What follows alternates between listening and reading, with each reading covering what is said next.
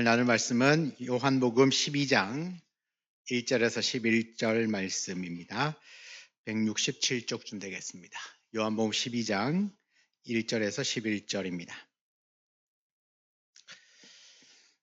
요한복음 12장 1절에서 11절 함께 한번 합독하겠습니다. 6월절 엿새 전에 예수께서 베다니에 이르시니 이곳은 예수께서 죽은 자 가운데서 살리신 나사로가 있는 곳이라. 거기서 예수를 위하여 잔치할새 마르다는 일을 하고 나사로는 예수와 함께 앉은 자 중에 있더라.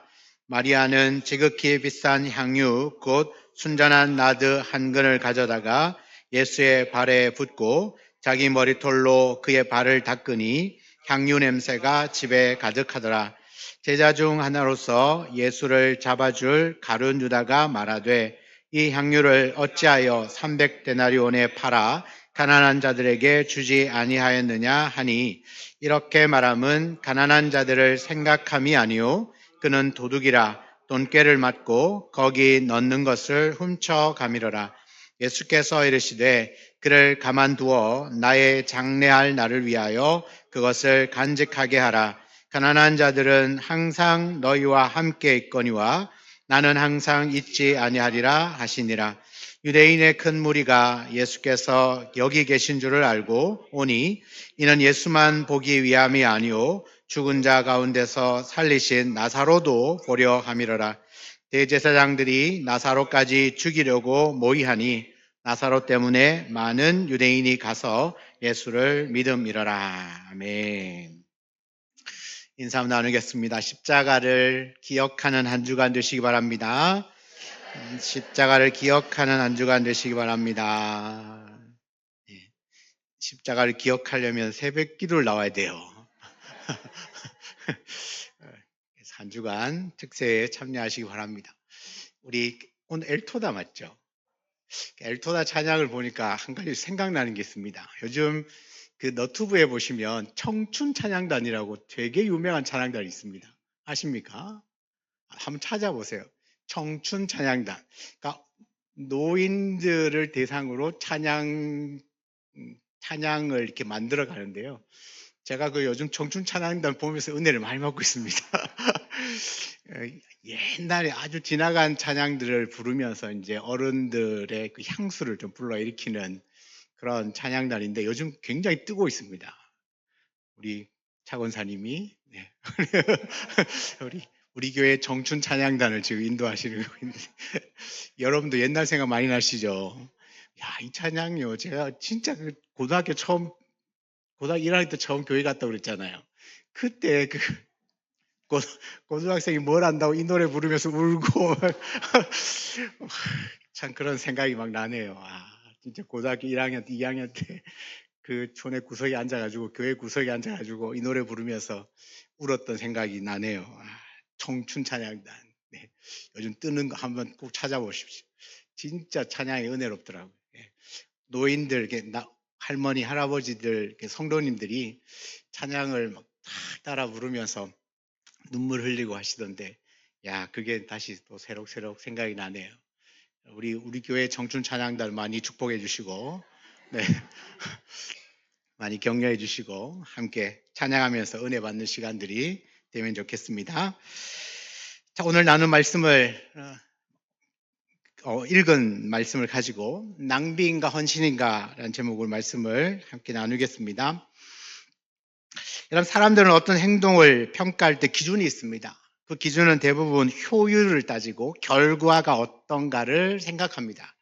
저도 약간 효율을 따지는 쪽에 있는 것 같아요. 생각을 해보니까 이게 효과적인가를 좀 많이 생각을 하는 것 같은데 대부분의 어떤 일을 할 때 기준이 있습니다. 이건 효율적인가 효과적인가 그리고 이건 결과가 어떤가 그러니까 이것이 유익한가 도움이 되는가 가치 있는가 이런 것들을 생각을 하게 됩니다. 오늘 본문에 있는 질문이 바로 이런 질문이에요. 마리아의 행동을 보면서 사람들이 말합니다. 어떤 사람은 야, 이건 너무나 큰 낭비다. 근데 예수님은 전혀 다르게 반응합니다. 이것은 헌신이다. 같은 행동인데 평가가 완전히 다르게 나옵니다. 왜 그럴까를 한번 생각해 보겠습니다. 여러분, 요한복음 12장은 예수님의 십자가 사건을 바로 앞둔 시점. 자, 이 사건 이후에 12절부터 보면 오늘 오전에 함께 나누었던 예루살렘 입성 장면입니다. 그러니까 주님이 예루살렘으로 들어가기 전에 있었던 사건입니다. 오늘 성경에는 보면 6월절 엿새 전에라고 날짜까지 분명히 기록을 하고 있죠. 예수님께서 예루살렘에 입성하기 직전에, 그러니까 십자가 사건이 매우 가까이 다가온 그 시점에 예수님은 베다니를 들리셨습니다. 여러분, 이 베다니에는 죽었다가 예수님이 살려주신 나사로가 있는 곳이고, 그 나사로의 그 자매들이죠, 누이들이죠, 마르다와 마리아가 있는 그 동네입니다. 예수님을 위하여서 그 동네에 잔치가 벌어졌고, 그 잔치 음식을 마르다가 열심히 준비를 하고 있습니다.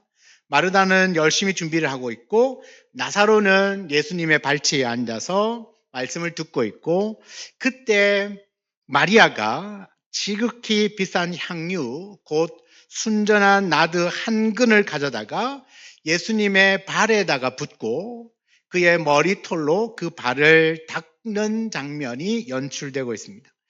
여러분, 복음서에는 이제 요한을 제외하고, 누가를 제외하고 세 명의 마태, 마가, 요한이 똑같은 사건을 기록하고 있는데 약간의 차이가 있습니다.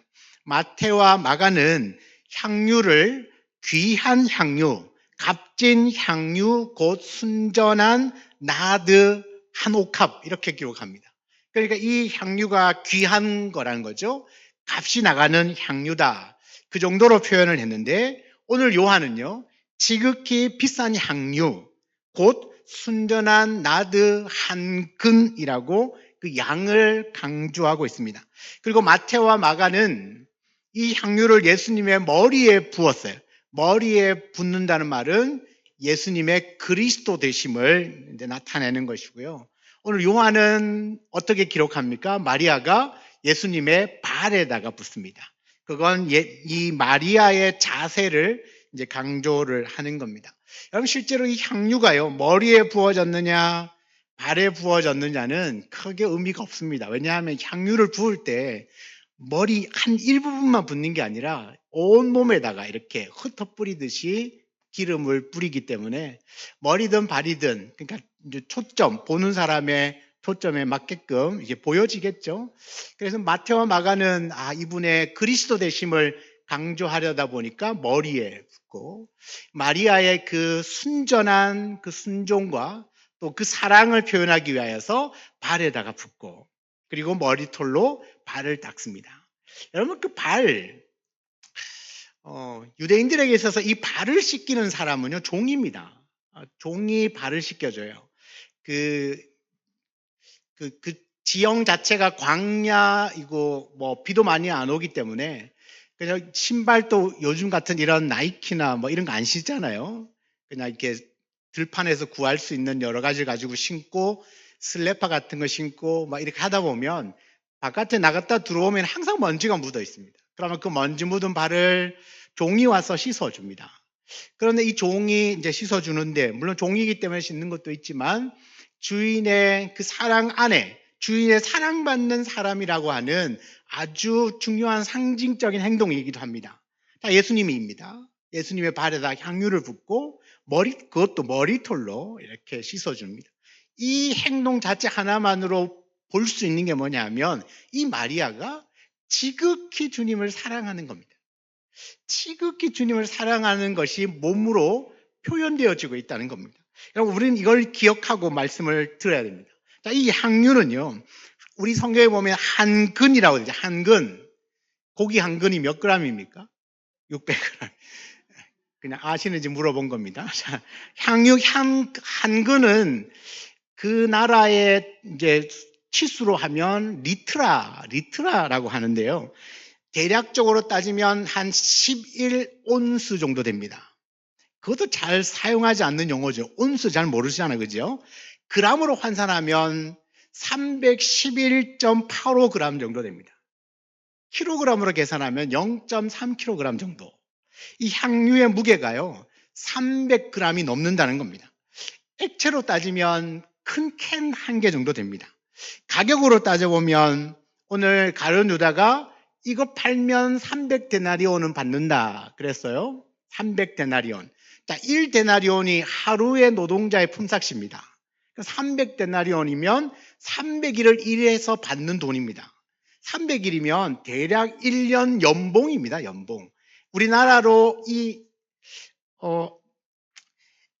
나드 한 근을 지금 돈으로 환산해도 4천에서 5천만 원 정도입니다. 4천에서 5천만 원 정도. 그러니까 여러분 연봉보다 높죠?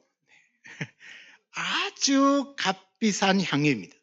이 마리아는 약이 4천에서 5천만 원 정도 되는 향유를 한 번에 그냥 예수님의 발에 부어버립니다.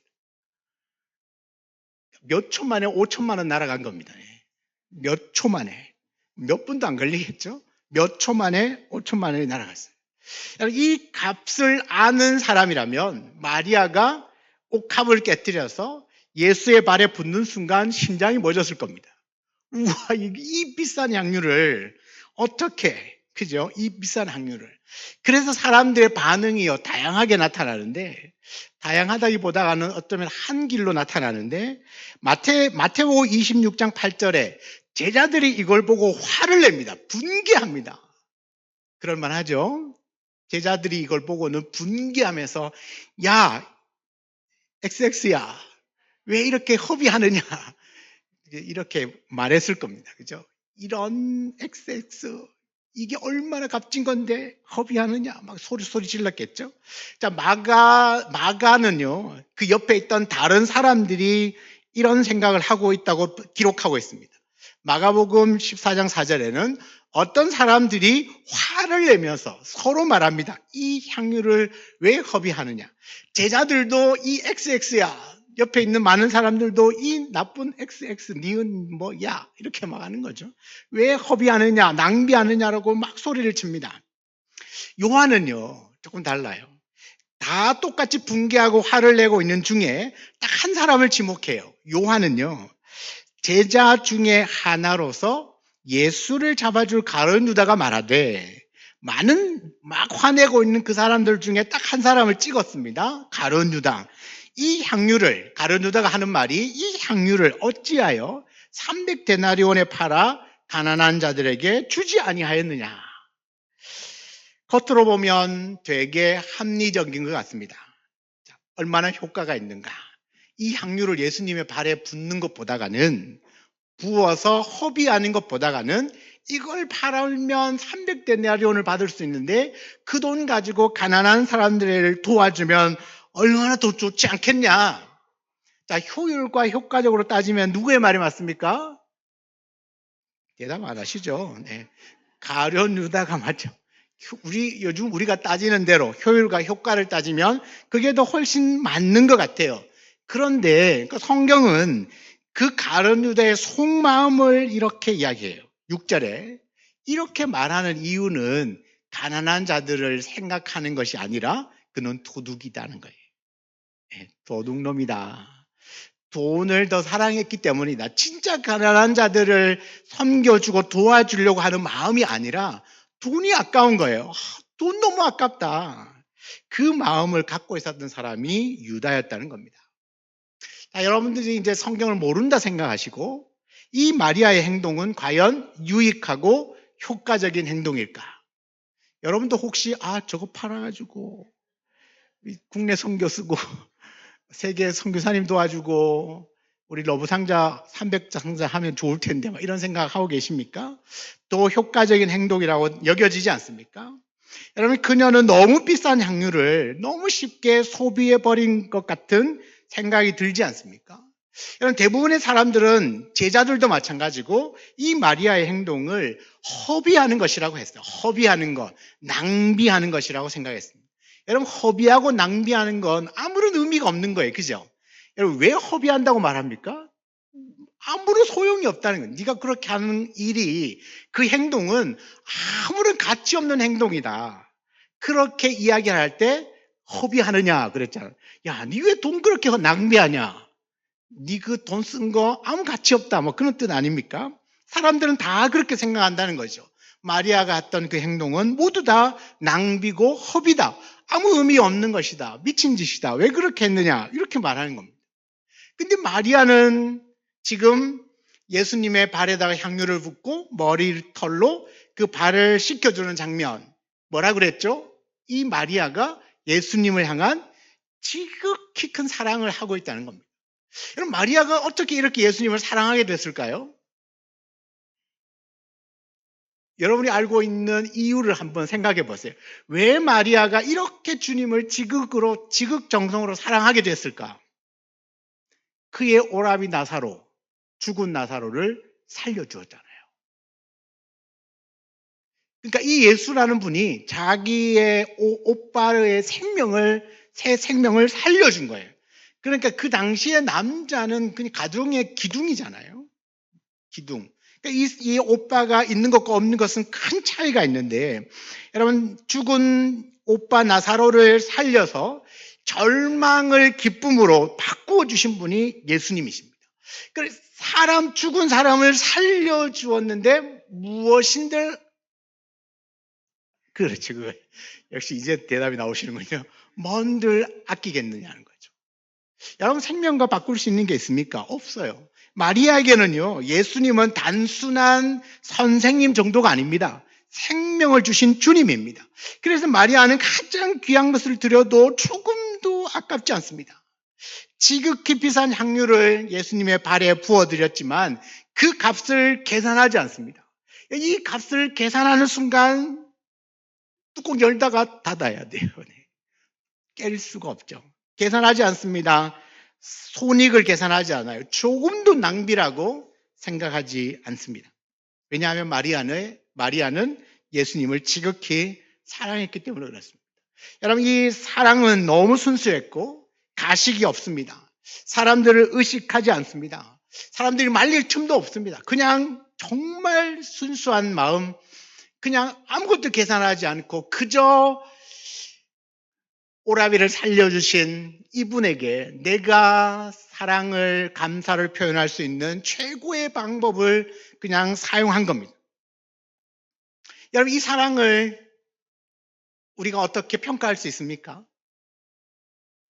내가 너무너무 감사하고 사랑해서 한 일인데 다른 사람이 그 마음을 야, 너 그거 너무 낭비 아니냐라고 말할 수 있냐는 거예요. 나는 더 드리고 싶은데, 나는 더 표현하고 싶은데, 그런데 딴 사람이 봤을 때는 너무 과하다. 쟤 왜 그러냐. 그렇게 말할 수는 있지만 내가 하는 이 사랑의 표현을 재단할 수 있습니까? 평가할 수 있어요? 판단할 수 있느냐? 없습니다. 여러분, 우리의 신앙은 어떻습니까? 신앙은 결국 사랑의 문제이거든요. 예배도 사랑입니다. 헌신도 사랑이고 기도도 사랑입니다. 사람들은 생각할 거예요. 야, 요즘 같은 세상에 어떻게 그렇게 철저하게 주의를 지키냐? 예배를 드리느냐? 기도하느냐? 새벽에 좀 더 자지. 기도하느냐? 그런 헌신 누가 안아주냐? 여러분, 우리가 하나님 앞에 드리는 예배도 이 기도도 헌신도 하는 그 모든 행위들도 다 제가 물어볼게요. 여러분은 낭비입니까? 이 시간을 낭비하는 겁니까? 허비하는 겁니까? 계산을 한번 해보겠습니다. 이 시간에 우리가 뭐 집에서 조금씩 더 쉰다면 피곤도 떠나가고 일한다면 2시간 일하면 알바 2만 원은 벌 수 있고 뭐 다양하게 생각하면 훨씬 더 돈을 벌 수도 있고 유익하다고도 생각하고 뭐 이렇게 생각할 게 많을 거예요. 그런데 이거 다 계산합니까? 전혀 하지 않습니다. 왜요? 그냥 오로지 내 사랑하는 주님, 그분께 예배하는 것이 내 삶의 최고고 기쁨이고 헌신이고 감사고 충성이니까 하는 겁니다. 맞습니까? 이건 누가 평가하겠습니까? 돈으로 계산됩니까? 안 되죠. 할 수 없어요. 왜냐하면 사랑으로 드려지는 그 모든 행위는 낭비라고 할 수 없는 일들이 되는 거죠. 여러분, 예배도 만약에 사랑하지 않으면 예배도 낭비처럼 보이고 기도도 낭비처럼 보입니다. 교회 봉사도 낭비처럼 보이고 여러분, 사람에게 섬기는 것도 다 낭비처럼 보입니다. 사랑이 빠지면 모든 게 다 낭비고 허비입니다. 그러나 사랑이 들어가면 그때부터 값으로 계산할 수 없는 어마어마한 은혜와 기쁨이 그 안에 있죠. 여러분, 이 사건은 단순한 개인적인 사건이 아니에요. 왜냐하면 오늘 말씀해 보면 이 유대인들이 베다니로 몰려들었다고 그랬어요. 예수님 때문이기도 하지만 나사로 때문이에요. 왜요? 죽었던 나사로가 살아났다고 하니까 사람들이 몰려와요. 그런데 더 웃긴 이야기는 대제사장들이 이 나사로를 죽이려고 그래요. 왜냐하면 나사로 때문에 예수를 자꾸 믿으니까. 나사로 때문에 예수를 믿으니까 그 나사로까지도 죽이려고 했다는 겁니다. 여러분, 여기서 중요한 게 뭐예요? 내가 예수님을 따르는 데 있어서는 뭔가 언제나 삶의 대가가 있습니다. 여러분, 복음은 공짜인 것처럼 보이지만 반드시 그 복음을 따르는 데는 대가 지불이 있습니다.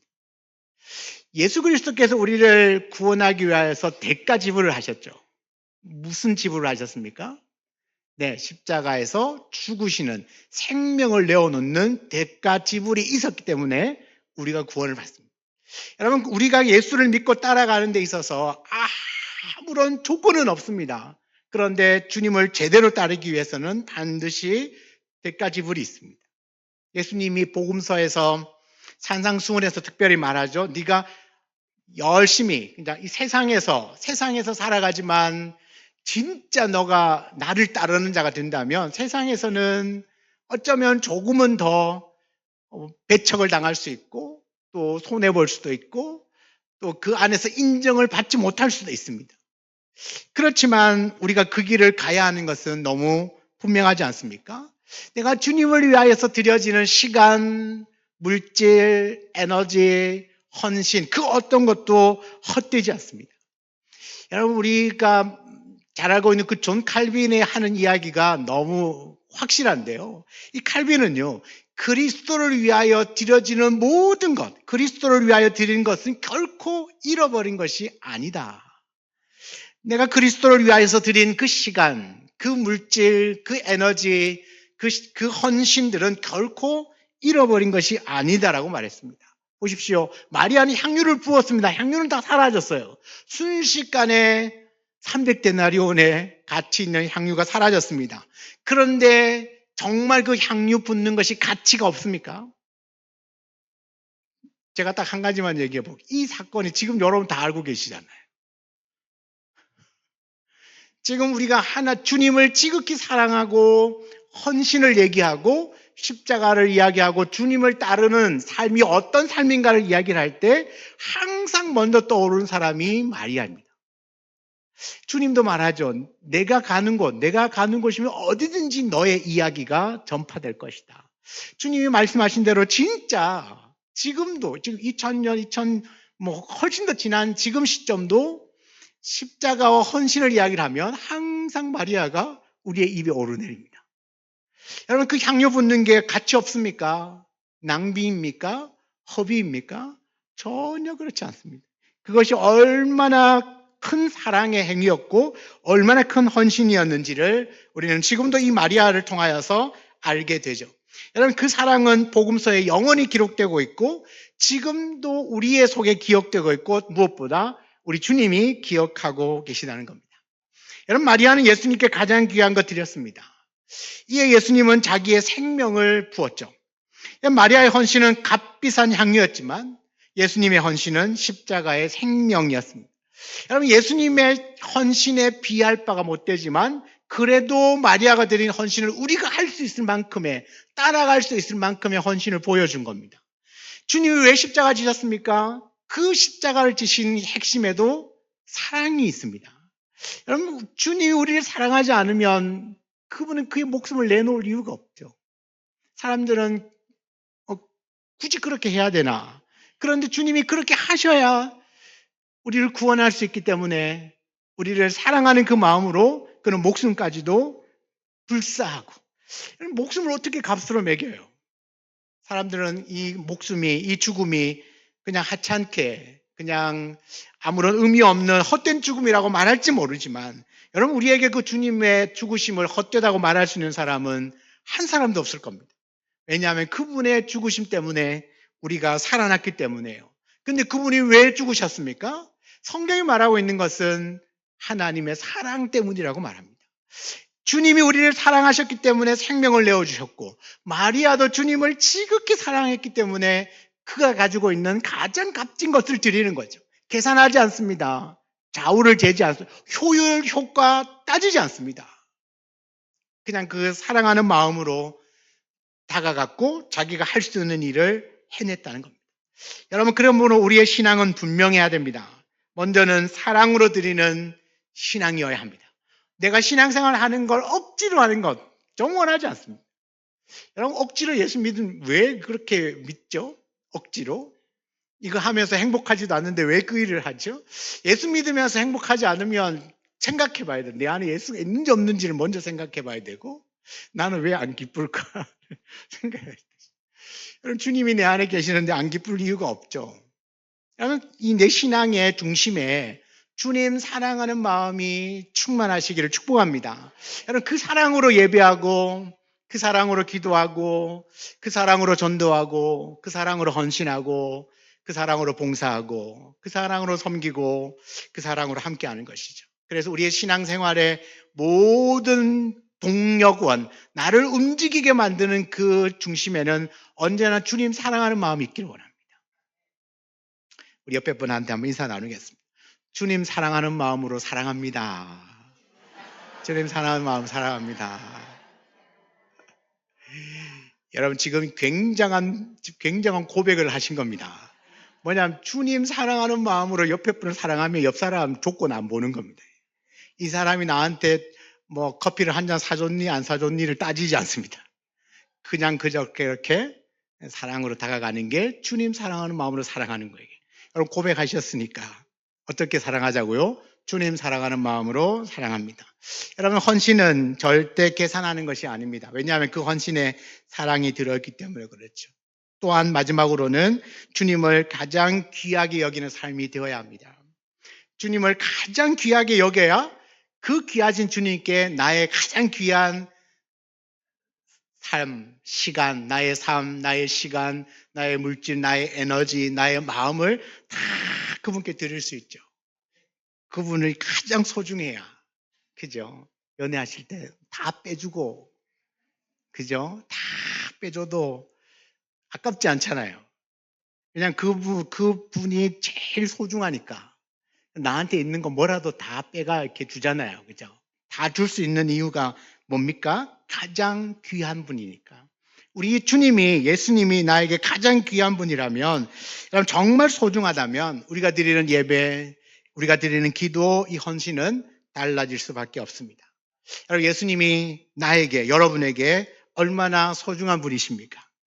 여러분의 삶에 그 어떤 것과도 견줄 수 없을 만큼 가장 소중하고 가장 가치 있는 분이십니까?